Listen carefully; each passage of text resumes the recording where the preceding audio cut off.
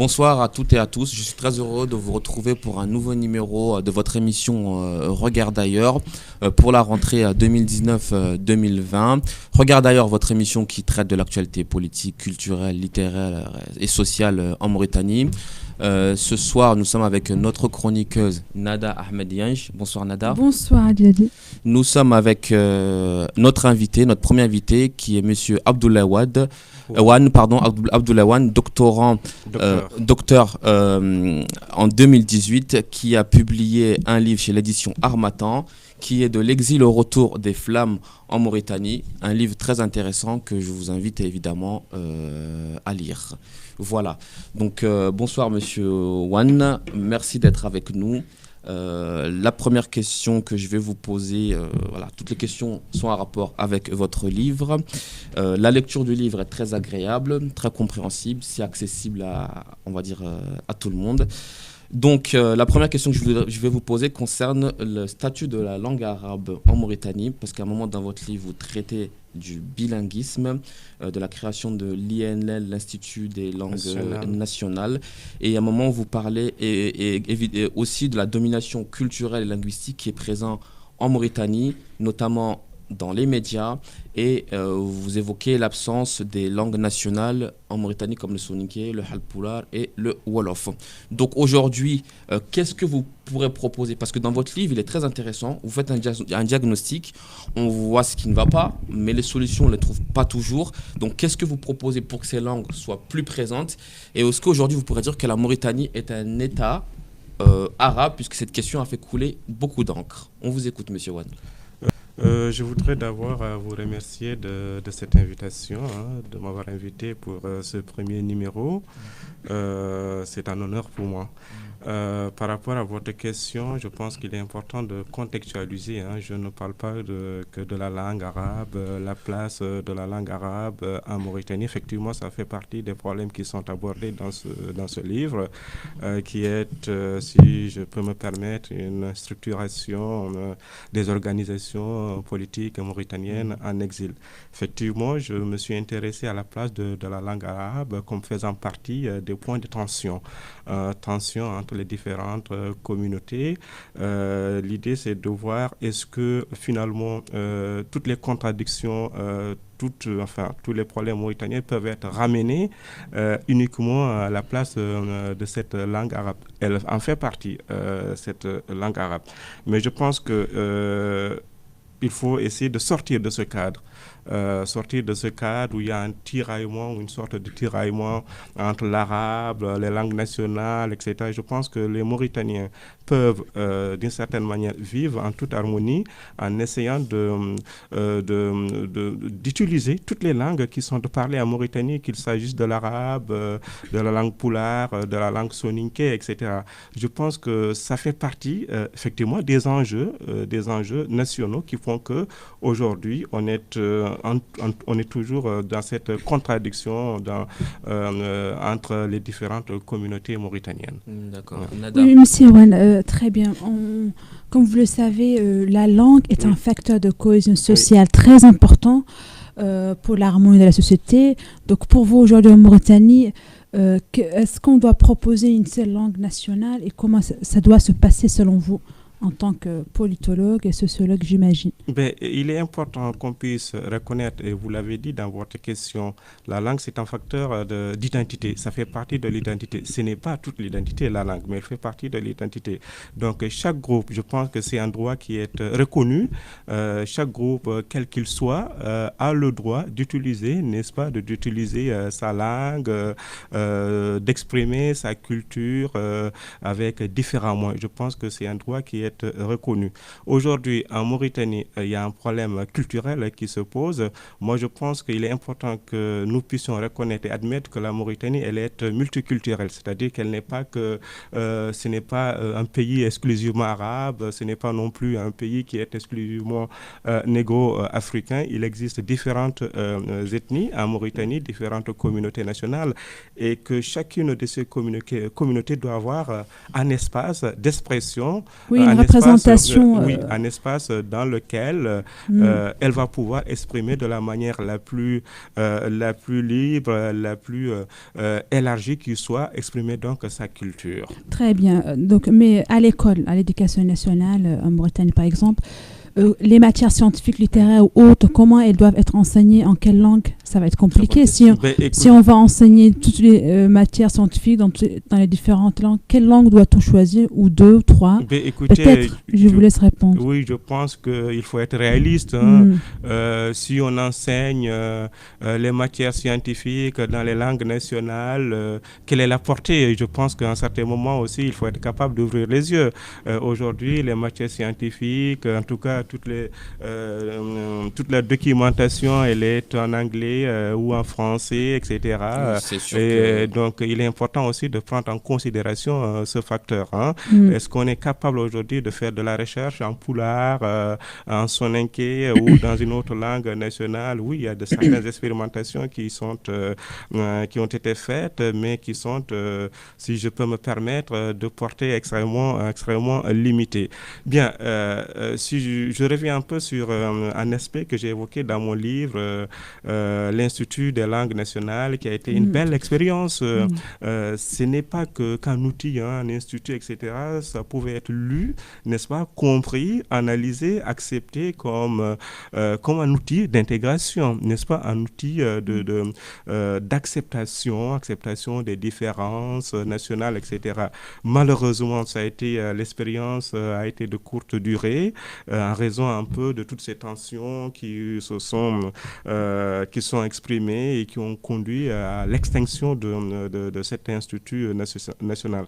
Est-ce qu'il faudrait aujourd'hui inventer un autre cadre qui permette à l'ensemble des ethnies, des communautés mauritaniennes de se reconnaître dans ce cadre, de pouvoir jouer, participer à l'expression culturelle, non pas d'une communauté, d'une ethnie, mais de la Mauritanie dans sa globalité, de la Mauritanie dans sa diversité. D'accord. Donc, je résume juste la parole d'Alié. Donc, si je vous propose la formule suivante, oui. les matières scientifiques sont enseignées en anglais et en français, oui. et toutes les langues nationales sont enseignées comme option, avec coefficient 2 ou 3, coefficient un peu plus important. Est-ce que cela vous convient ou pas? Écoutez, tous les langues ne vont pas ajouter toutes les langues nationales, mais les matières scientifiques littéraires, pour qu'on soit ouvert aussi sur le monde. Est-ce que cette formule vous convient ou est-ce qu'il faut revenir à l'ancien système? Je pense que ce ne sont pas mes convenances qui sont aujourd'hui... voilà, ce n'est pas quelque chose de plus important.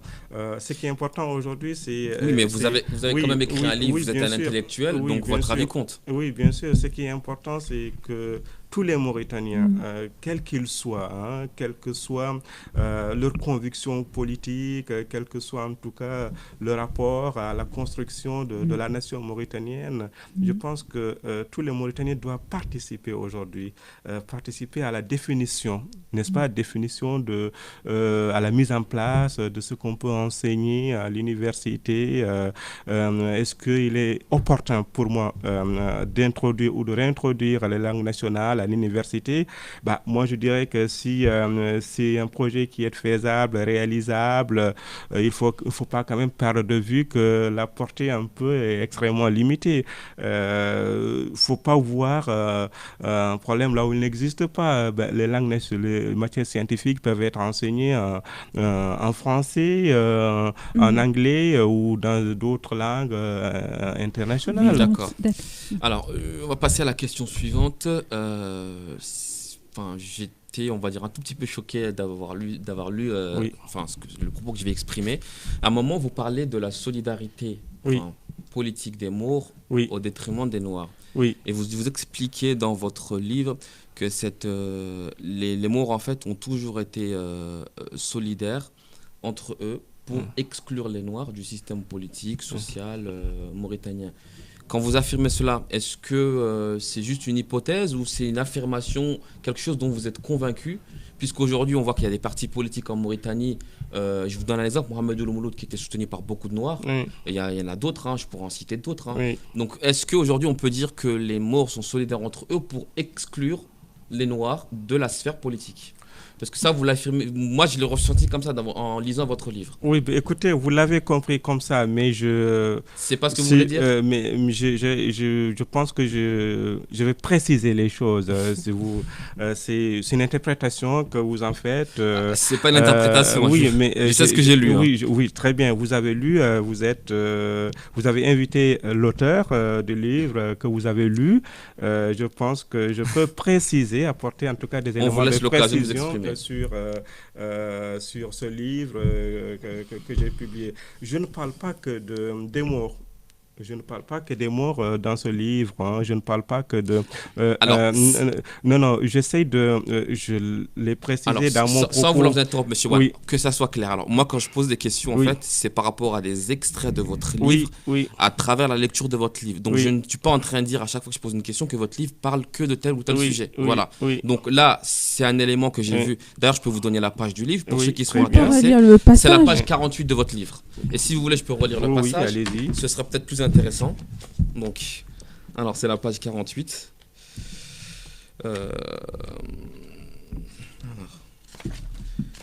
Les téléspectateurs nous excuseront de cette petite interruption.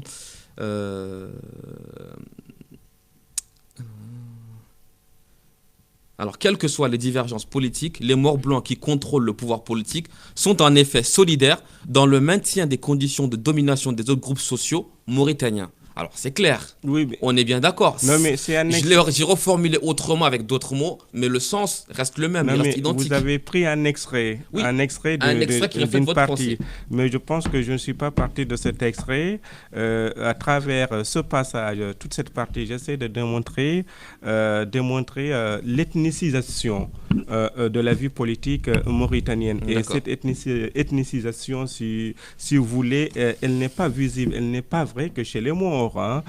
J'ai parlé de deux formes de nationalisme dans le livre, deux points que j'ai largement étudiés, amplement étudiés, le nationalisme négro-africain qui est représenté, n'est-ce pas, à travers les flammes et le nationalisme aussi maure dans lequel on retrouve l'idée centrale, la langue arabe, etc. Donc ce livre, l'objectif c'était de voir comment est-ce qu'on est arrivé à cette situation, n'est-ce pas, une situation conflictuelle où il a été extrêmement difficile de s'entendre sur le minimum, s'entendre sur la définition même de la nation, la définition même de l'État, de l'État mauritanien. De part et d'autre, il y a des parts de responsabilité, n'est-ce pas, qui sont assumées ou qui ne le sont pas, mais des responsabilités quand même.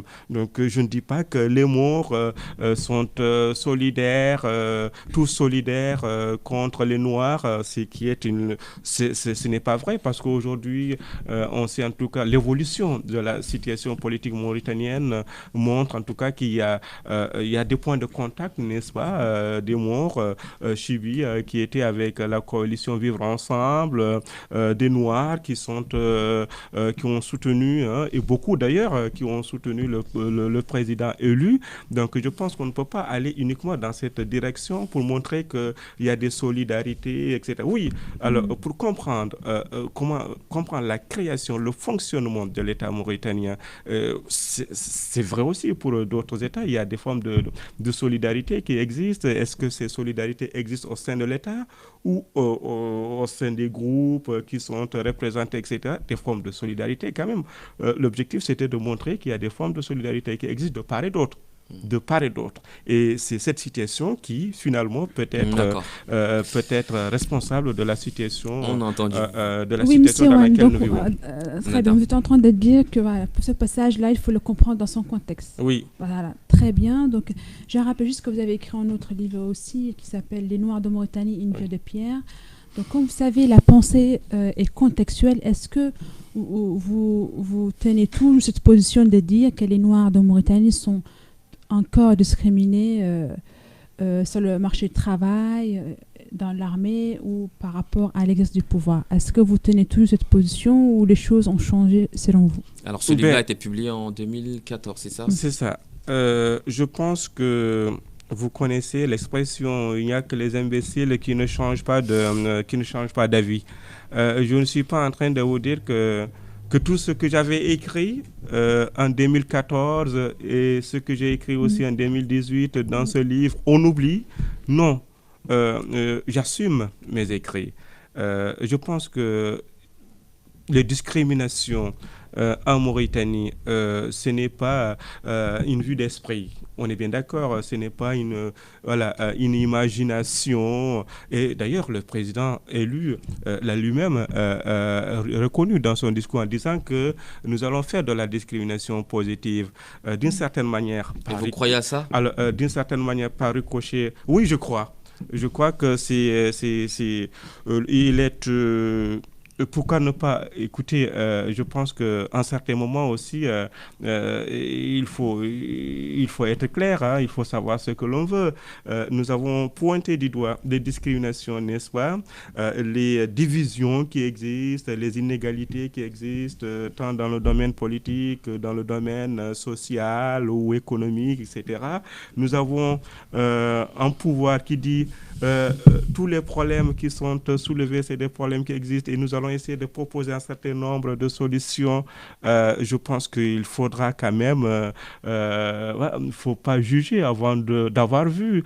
Il y a de la bonne volonté qui est manifestée aujourd'hui par le pouvoir en place, par les nouvelles autorités qui veulent travailler dans le bon sens. D'ailleurs, j'en profite. Quel est votre regard sur l'élection présidentielle qui s'est passée, qui s'est déroulée en juin 2019? Est-ce que je vais juste terminer pour dire que je ne renie pas ce qui a été dit, mais je pense effectivement que les choses évoluent et évoluent aussi dans le bon sens. Aujourd'hui, il y a une nouvelle dynamique qui est particulièrement positive.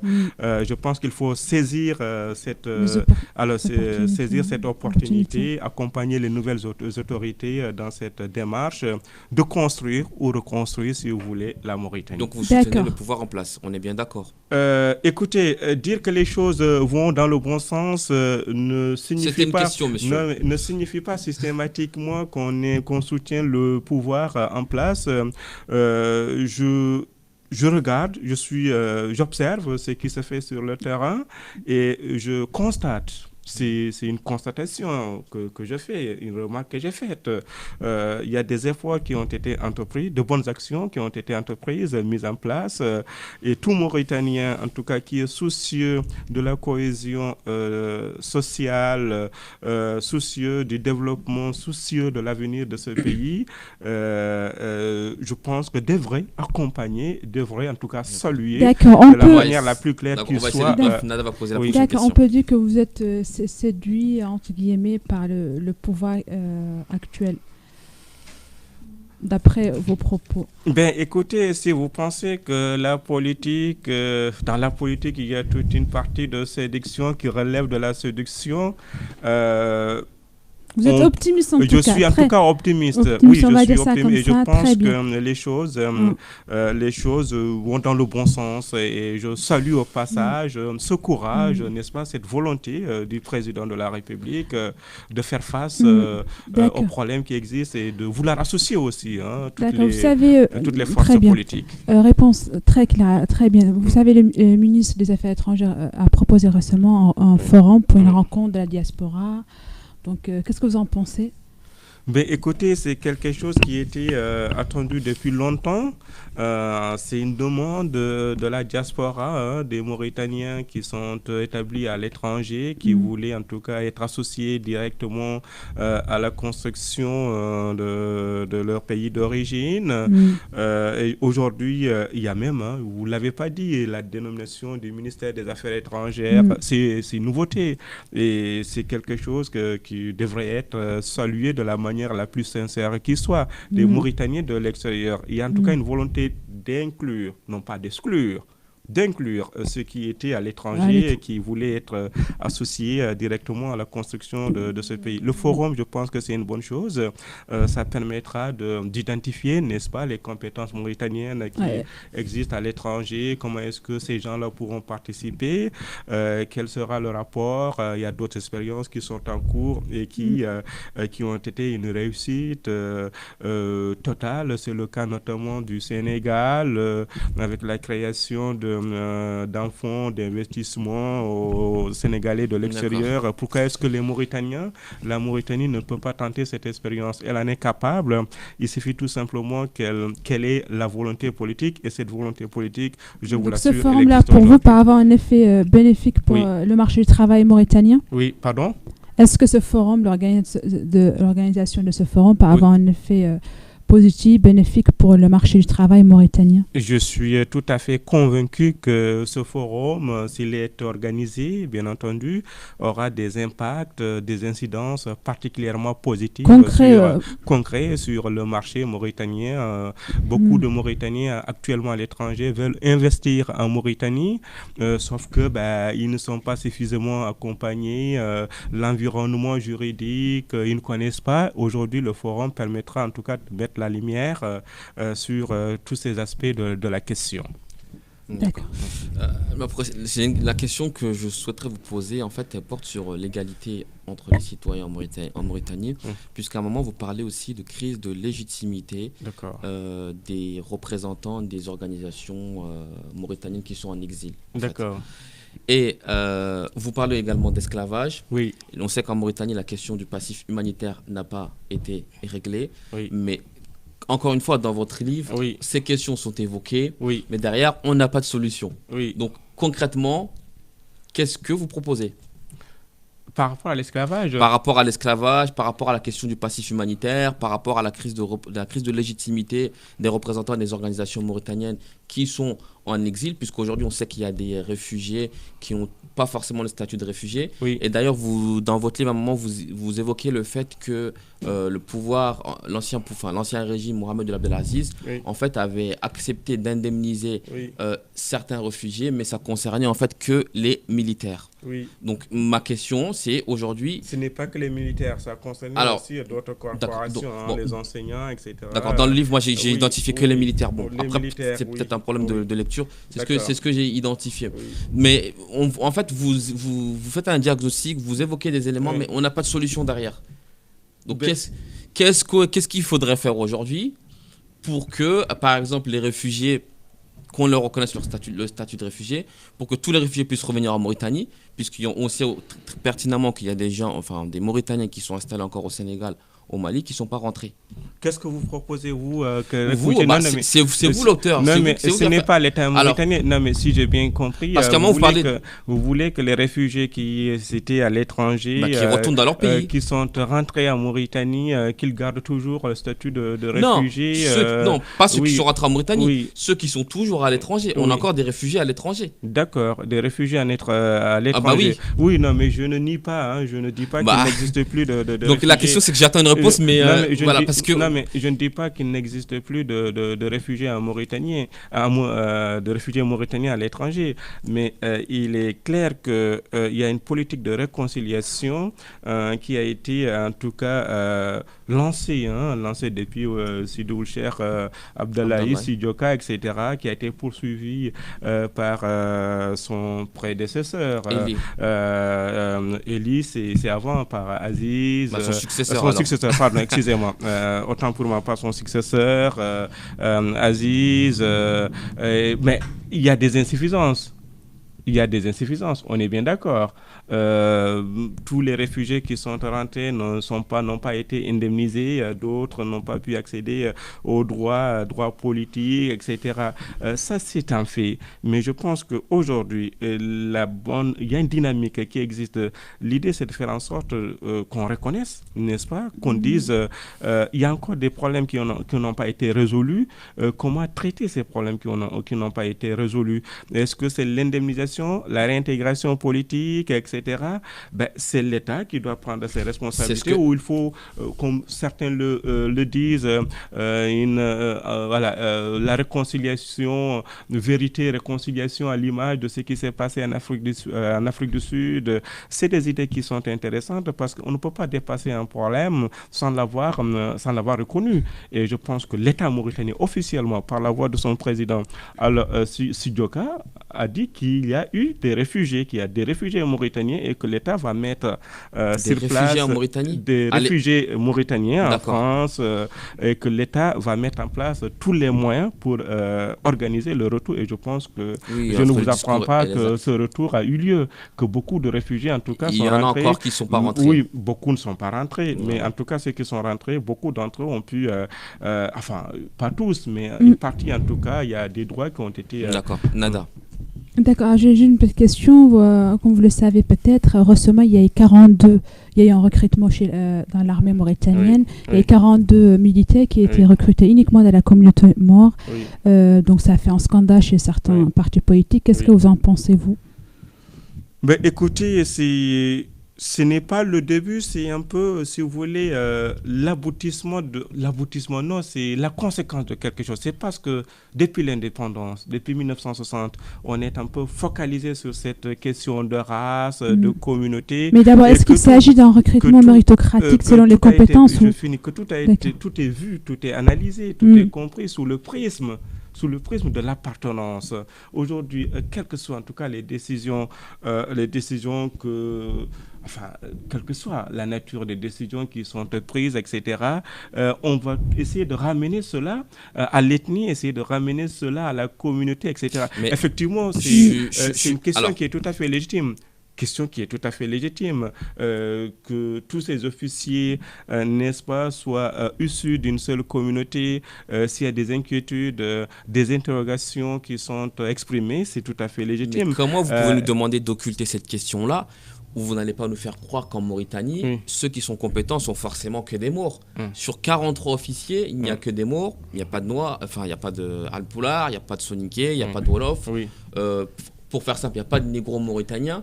On ne va pas quand même nous faire croire que les personnes compétentes sont chez les Maures. Et là, aujourd'hui, vous nous dites qu'on se focalise sur la question de l'ethnie ou de la race. Non, il ne s'agit pas de se focaliser. Parce que là, 43 officiers, tous morts. On n'a aucun négro mauritanien. Mais écoutez, on va vous laisser terminer. Je pense que j'ai répondu à cette question en disant qu'effectivement, si tous ces officiers sont issus d'une seule communauté, il y a des interrogations qui sont tout à fait légitimes. Mais il est important aussi... Il y a aussi une indignation. Une indignation qui s'est exprimée. Cette indignation, je précise, elle est tout à fait légitime. Mais comment dépasser ce problème? Comment faire pour demain, s'il y a un recrutement au sein de l'armée ou dans la fonction publique, qu'on ne puisse pas d'abord voir la race, qu'on ne puisse pas d'abord voir l'ethnie, qu'on ne puisse pas d'abord voir l'origine. On doit voir d'abord le mérite. L'origine, voilà, justement. Donc c'est un recrutement méritocratique, c'est donc le mérite qui est important pour moi. Que tous ces officiers soient issus d'une seule communauté, s'ils sont tous compétents. Alors, moi, je pense que le problème ne devrait pas être résumé dans ces termes. D'accord, réponse précise et très claire. Oui. Une dernière question. Alors, certains actuellement disent que vous êtes en train de vous approcher du pouvoir.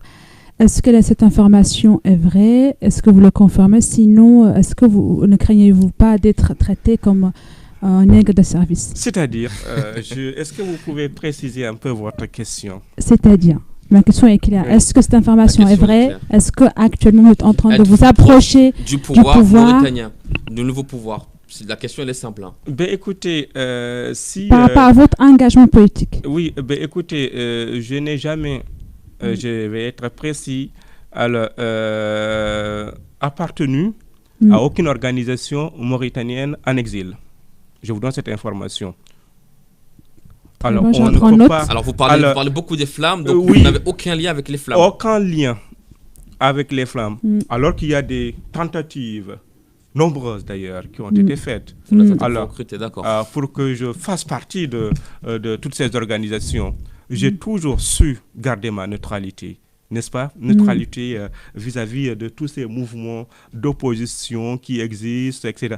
Bien entendu, j'ai des points de vue, j'ai des positions, j'ai un regard, une analyse que je fais de la situation politique mauritanienne. Et toutes ces analyses ont été livrées, n'est-ce pas, en partie par le premier, ensuite dans le cadre de ma thèse et le livre qui est venu après. Mais si pour vous dire que la situation mauritanienne, elle évolue, que le chef de l'État qui est en place actuellement est en train de faire de bonnes choses. Si pour vous, c'est se rapprocher du pouvoir, eh bien, volontiers, je l'assume.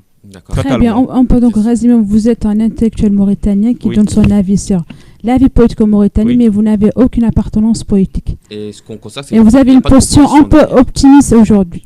Ben, écoutez, appartenance politique, aujourd'hui, j'ai une appartenance politique, mais je ne vais pas vous dire, parce que je considère que nous ne sommes plus dans l'action politique. Nous ne sommes plus dans le temps politique, nous sommes dans l'action politique. Alors, nous sommes dans l'action. Alors, nous construisons ce pays. On prend bonne note de cela. J'ai une question concernant l'esclavage. Oui. Comment traiter le problème de l'esclavage en Mauritanie? Puisque dans votre livre, à un moment, vous avez fait un parallèle entre les différents types d'esclavage qui existent en Mauritanie, notamment dans la communauté soninké, dans la communauté Peul et dans la communauté Maure, arabo-berbère.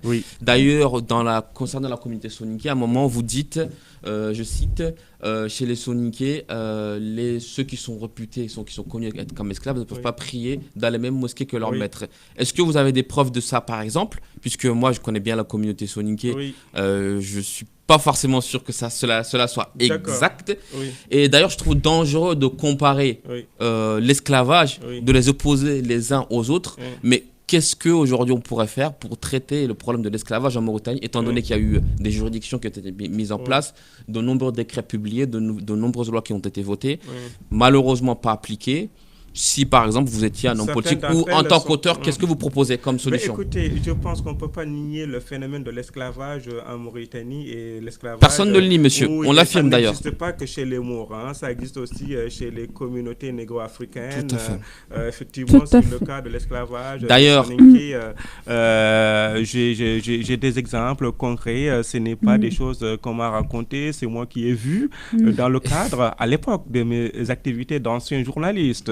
Alors, en sillonnant la Mauritanie de long en large, j'ai été conduit à constater par mes propres yeux, n'est-ce pas, cette distinction, cette séparation entre les nobles et ceux qui ne le sont pas et qui ne prient pas d'ailleurs.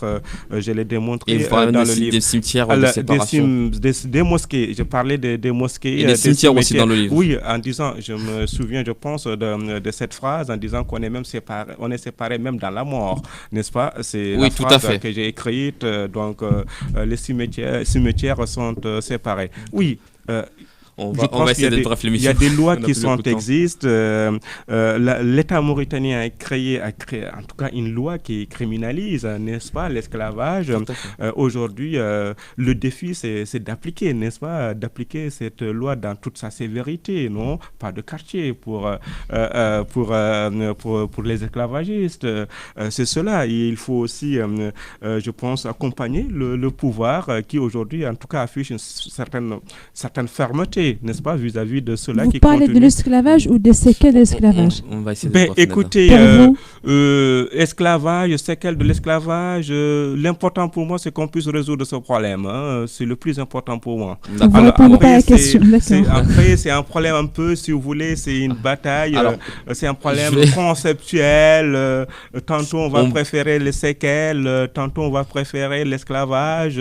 Mais il existe un problème, il a été identifié. Comment le résoudre? Alors, celui qui est considéré comme le chantre ou l'apôtre de la lutte contre l'esclavage en Mauritanie, Bramda Abeid, disait dans les communautés négro-mauritaniennes, il y a les séquelles de l'esclavage, et dans la communauté arabo-berbère, il y a l'esclavage. C'est ce que disait Bramda Abeid. Maintenant, est-ce vrai ou faux? Je lui laisse la responsabilité de ses propos. D'accord. C'est sur ce point que nous allons conclure cette émission. Nous vous remercions de nous avoir suivis. Nous avons reçu aujourd'hui Abdoulaye Wane, docteur en sciences politiques, c'est ça? Docteur en sciences politiques, qui a publié le livre De l'exil au retour des flammes en Mauritanie, édition Harmattan, ouvrage très intéressant. Je vous invite vraiment à le lire si vous pouvez. Monsieur Wane, merci d'avoir été avec nous.